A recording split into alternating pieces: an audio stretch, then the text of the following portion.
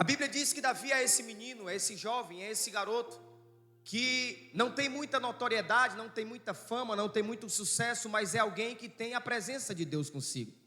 Davi é alguém que recebe de seu pai a responsabilidade de cuidar das poucas ovelhas malhadas de seu pai. E a Bíblia diz que Davi vai fazer isso com muita excelência, a ponto da Bíblia dizer que todas as vezes que vinha um urso, que vinha um leão contra as ovelhas de Davi, do rebanho que ele estava cuidando, ele ia após aquele urso, ele ia após aquele leão, ele o agarrava pela barba e ele protegia aquilo que ora estava sobre a sua tutela, sobre a sua confiança. Davi é esse homem ousado, intrépido, que ainda não apareceu, que ainda não foi notório, que ainda não é grande, mas é um homem que tem a presença de Deus e que anonimamente, escondido, carrega Deus dentro de si e vive momentos extraordinários, experiências extraordinárias com Deus. A Bíblia diz que agora acontece uma realidade em Israel. A realidade que acontece em Israel é que há um homem governando sobre o trono de Israel, e esse homem se chama Saul. Todos nós já ouvimos algum dia falar acerca de Saul. Saul é alguém que começa um governo até bem, mas do meio por fim, na trajetória, no percurso, no caminho, Saul ele passa a ouvir mais a voz do povo, a voz das pessoas, a voz da massa e menos a voz de Deus. E todas as vezes, meus irmãos, que alguém passa a ouvir mais a terra do que o céu, a ouvir mais as diretrizes dos homens do que de Deus, essa pessoa colhe algumas consequências. E as consequências que Saul vai colher no seu reino, no seu governo, são consequências terríveis, a ponto da Bíblia dizer que o seu reino agora está sendo rejeitado, o seu reino agora está sendo desprezado. Por quê?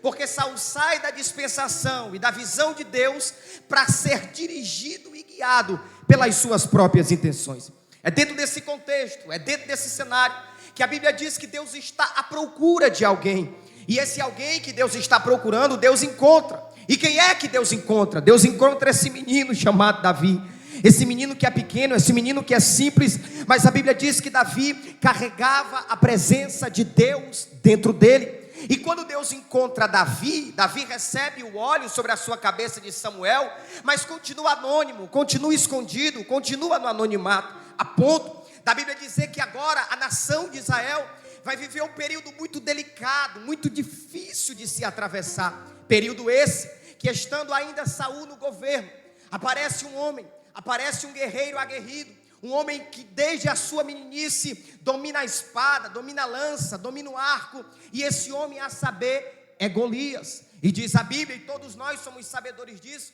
que Golias ele vai causar um espanto na nação de Israel. Ele vai causar um medo tão grande na nação de Israel, que os irmãos de Davi, que eram homens fortes, que eram homens robustos, que eram homens que entendiam da guerra, da espada, da luta, eles olharam para o tamanho daquele gigante, eles olharam para o tamanho daquele problema, e eles recuaram diante daquela situação, eles recuaram diante daquele desafio, daquela dificuldade. E não somente os irmãos de Davi, mas a Bíblia diz que toda a nação de Israel agora está em pânico, está em êxtase, está em medo. Mas sabe o que eu acho mais interessante, meus irmãos? Que quando há desafios a se enfrentar, quando há problemas grandes a se resolver, sempre Deus levanta alguém que não tem muito nome, que não tem muito crédito, que é pequeno, que é simples, mas que tem uma autoridade do céu, que tem o poder de resolver problemas, que tem o poder de apaziguar situações, que tem o poder de chegar em ambientes difíceis e trazer calmaria e paz para aquele cenário. Davi chega no cenário da guerra, e olhe para mim, por favor, para você entender isso aqui. E o cenário que Davi vai encontrar é um cenário difícil, a saber, o seu pai lhe chama e fala para ele: Davi, você precisa levar pão e leite para os seus irmãos da guerra. Davi pega os pães, Davi pega o leite e vai levar para os seus irmãos da guerra. Sabe o que a Bíblia diz? E quando Davi chega naquele cenário de guerra, ele encontra um cenário muito difícil, muito desafiador. E a Bíblia diz que os irmãos de Davi olham para ele e lhe perguntam: o que fazes aqui, garoto? Com quem deixaste aquelas poucas ovelhas sobre cuidado de nosso pai no deserto? E quando eu li esse texto, eu percebi que Davi era alguém que era dirigido e guiado pelos céus.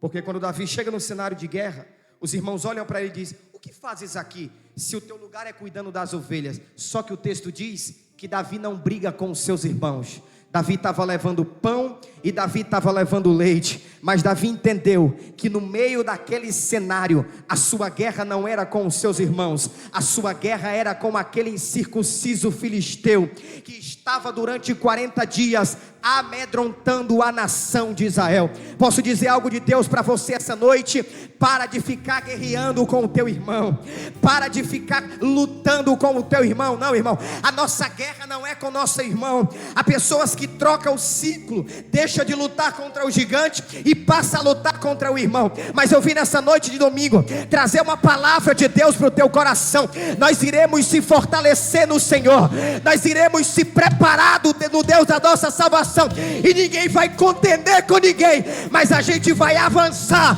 e batalhar contra o inimigo que está lá fora. Alguém está comigo nessa palavra? Manda um glória para Jesus essa noite. Davi é esse garoto, chega, mata o gigante, e agora não é mais anônimo. Agora, quando Davi mata Golias, as mulheres estão olhando para Davi e estão dizendo: Saul matou 1000, mas Davi matou 10.000. Aquilo acende dentro do coração de Saul uma ira, um ódio. Por quê? Porque ele entende que o seu reinado havia passado e havia chegado o tempo de Deus levantar Davi como rei de Israel.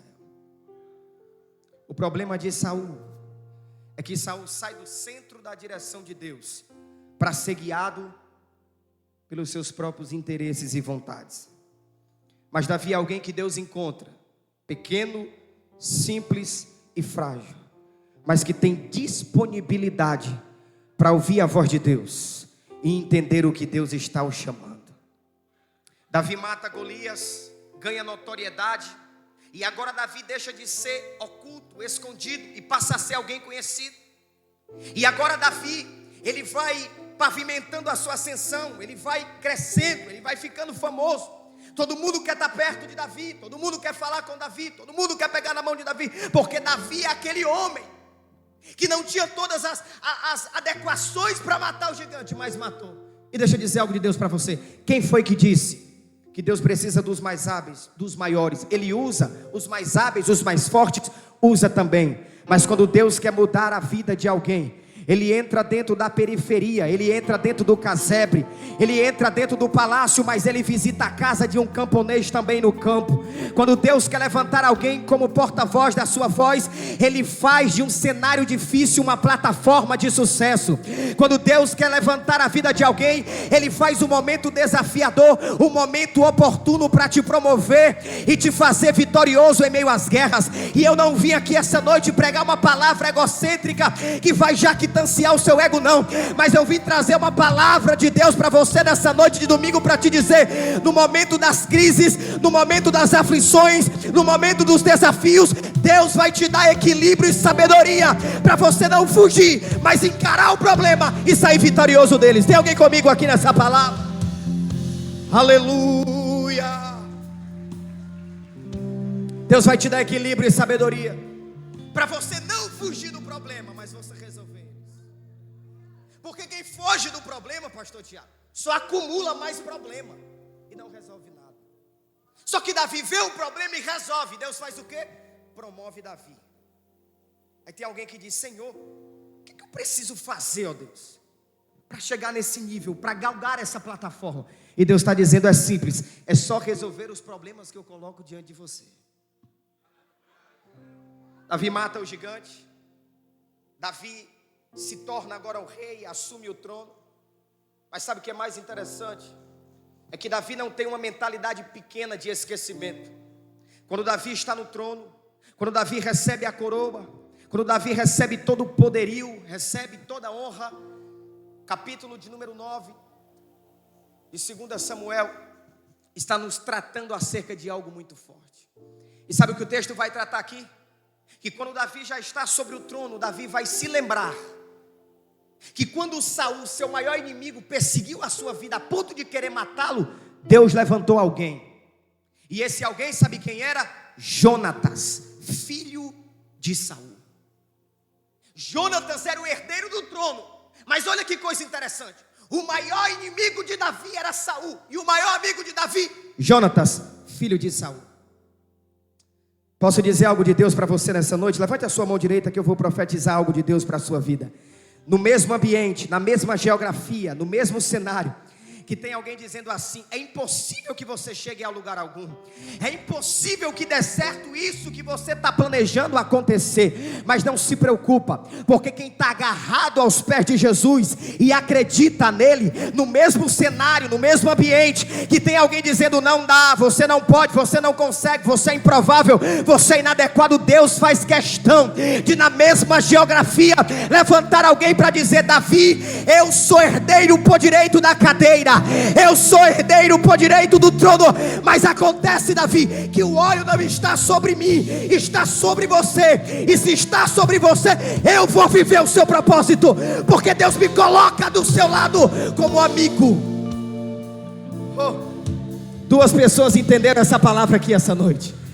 10 pessoas entenderam essa palavra aqui essa noite. Oh, Espírito Santo de Deus. Olha que coisa interessante, irmão. No mesmo cenário que tem alguém atrás de matar Davi, tem alguém dizendo: Davi, você foi escolhido, eu sou herdeiro por direito, mas eu não tenho um óleo sobre a minha cabeça. Isso aqui é muito sério. Por quê? Porque a gente precisa entender o que Deus está fazendo na vida de outrem, na vida de alguém. Porque Jonatas entendeu e disse: Davi, o propósito é para você, mas eu vou patrocinar você. Sabe quem é Jonatas? É aquele que vai pegar o seu escudo, as suas armas, e vai entregar para Davi. Sabe quem é Jonatas? É um amigo que Deus coloca na vida de Davi, que vai viver o propósito que Davi estava inserido nele. Sabe quem é Jonatas? É o amigo que bate no ombro de Davi e diz: Davi, eu não vou levar você para os braços do meu pai para que a sua vida seja ceifada, mas Davi, eu vou com você. Se for preciso, a gente se esconde dentro de uma caverna, se for possível, a gente escala uma montanha, mas uma coisa eu te garanto, garoto, a gente vai viver o sobrenatural de Deus. Levante essa mão direita para o céu que eu vou profetizar de olho aberto. Para quem tem mão para levantar, Deus vai colocar perto de você pessoas que vai viver o teu propósito, que vai viver os teus sonhos, as tuas realidades, e vai dizer: meu irmão, você pode até estar chorando agora, mas Deus vai trazer um tempo poderoso para a sua vida. Alguém está comigo aqui nessa palavra? Aleluia.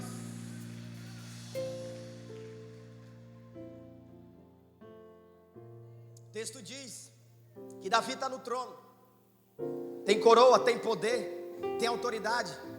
Só que Davi vai se lembrar de algo que ele fez. E o que ele fez? Ele prometeu a Jonatas que cuidaria e teria o zelo pela sua casa se Jonatas viesse a morrer primeiro. E o que é mais interessante aqui é que agora Davi, ele lembra e ele vai fazer uma pergunta. E a pergunta de Davi é: há porventura alguém vivo da casa de Saul para que use eu de benevolência para com ele? Olha que coisa interessante. A pergunta de Davi aqui é: há porventura alguém? Por quê? Porque era costume, era lei, era tradição. Quando um rei morria, precisava ser exterminado toda a sua clã, todo o seu elo familiar precisava ser aniquilado, para que não houvesse rebelião, represária. Então quando o rei morria, tinha que apagar toda aquela geração. Só que sobrou um, filho de Jonatas. E quando Davi pergunta dentro do palácio: tem alguém? Alguém responde: tem um. Olha o que o texto diz: e disse o rei: não há alguém da casa de Saul para que eu use com ele da benevolência de Deus? Então disse Ziba ao rei: ainda há um, filho de Jonatas, aleijado de ambos os pés. Sabe quem é esse menino? É filho de Jonatas, amigo de Davi. Sabe quem é esse garoto? É um garoto que quando tinha 5 anos de idade, a Bíblia diz que a sua ama, recebendo a notícia que Saul, seu avô, havia morrido, e Jonatas, seu pai, também havia morrido, a ama pega o garoto de 5 anos e, saindo apressadamente, diz a Bíblia, que o menino caiu e na queda ele ficou aleijado, imóvel de ambos os pés. Perceba que esse menino vai colher o fruto de uma tragédia que ele não esperava. Por quê? Porque ele esperava um trono, filho de príncipe e neto de rei. Mas sabe o que ele colheu? Uma tragédia na sua vida. Sabe, irmão, quando eu olho para essa palavra, eu percebo que existem algumas dores, algumas tragédias que a gente não pede para que elas aconteçam com a gente. Quem é que vai pedir a Deus? Deus, me traz o dia mal. Deus, me traz alguma coisa ruim. Ninguém vai pedir para Deus. Mas existem intempéries que aparecem no meio do caminho e da trajetória. Mas eu vim nessa noite de domingo aqui não apontar as suas deficiências, os seus defeitos, até porque quem sou eu para fazer isso? Mas eu vim a esse altar com muita responsabilidade e propriedade de Deus para declarar sobre a sua vida. Quem sabe hoje você está vivendo uma vida trágica, uma vida difícil, uma vida de amargura, uma vida de frustração, uma vida de decepção. Por quê? Porque você está colhendo a tragédia de alguma coisa que foi plantada lá no passado atrás. Não era vontade, não era desejo, não era intenção sua, mas os céus me autorizam a declarar sobre a sua vida essa noite, que aquele que está sentado sobre o trono é poderoso para promover virada na vida de alguém. Diga para essa pessoa que está do teu lado: vai ter virada de Deus, vai ter virada de Deus na sua vida. Deixa eu caminhar aqui para já terminar. Ele quebra os pés, ele fica aleijado, pastor Tiago. E a Bíblia diz que agora Davi lembra dele, manda chamar, mas alguém está dizendo assim: tem um, porém, não presta para nada. Se Deus olhasse para os nossos poréns, irmãos, a gente não estaria nesse santuário essa noite, nessa casa. Se Deus olhasse para as nossas deficiências e para os nossos defeitos, a gente não estaria aqui sentado ouvindo essa palavra. A gente já estaria lá fora, desgarrado, quebrado pelo inimigo. Mas tem um Deus que quando olha do céu para a terra, Ele olha para os porém, mas não olhando para os poréns como uma barreira, mas olhando para os poréns como uma dificuldade, uma deficiência nossa, mas bradando do céu com a sua poderosa palavra e dizendo: tem porém, tem defeitos, tem deficiências, mas eu sou o oleiro verdadeiro, que pega o vaso na mão, e se for preciso quebrar, eu quebro, eu faço outro, mas está na minha mão. Tem porém, mas está na mão dele. Tem defeitos, mas está na mão do oleiro. Aí olha o que o texto diz, que Davi pergunta: tem alguém? E ele diz: tem, mas é aleijado. Por quê? Porque não serve para nada. Só que Deus ama trabalhar de uma forma diferente da lógica, do raciocínio e do pensamento humano. Sabe o que o texto diz? Que Davi fala para ele: manda buscar Mefibosete depressa. Onde ele está? Em Lodebar, na casa de Maqui. Eu imagino, isso aqui não está no texto, mas permita-me, na pequenez de um pregador, conjecturar. Eu imagino a mentalidade de Mefibosete, com os pés quebrados, já não é mais um garoto, é um homem grande. E quem sabe os traumas que cercavam a sua mente era: eu tinha tudo para dar certo, eu tinha tudo para ser alguém vitorioso, eu tinha tudo para ser alguém de sucesso, eu tinha tudo para ser príncipe ou rei e herdar os tronos do meu pai. Mas olha onde eu estou, aqui em Lodebar. Ô irmão, eu amo a palavra de Deus. Sabe por quê, pastor Tiago? Porque hoje nós estamos colhendo fruto de algo que alguém plantou lá atrás sem a gente nem saber. Sabe por que Mefibosete vai ser alcançado? Porque o pai dele plantou na vida de Davi fidelidade e amor. Levante a sua mão direita para o céu, que eu sinto de Deus de profetizar. Você vai colher frutos na sua vida de algo que alguém plantou lá atrás, ou já está colhendo. E alguém está perguntando: mas eu não estou entendendo por quê. Não precisa entender mesmo.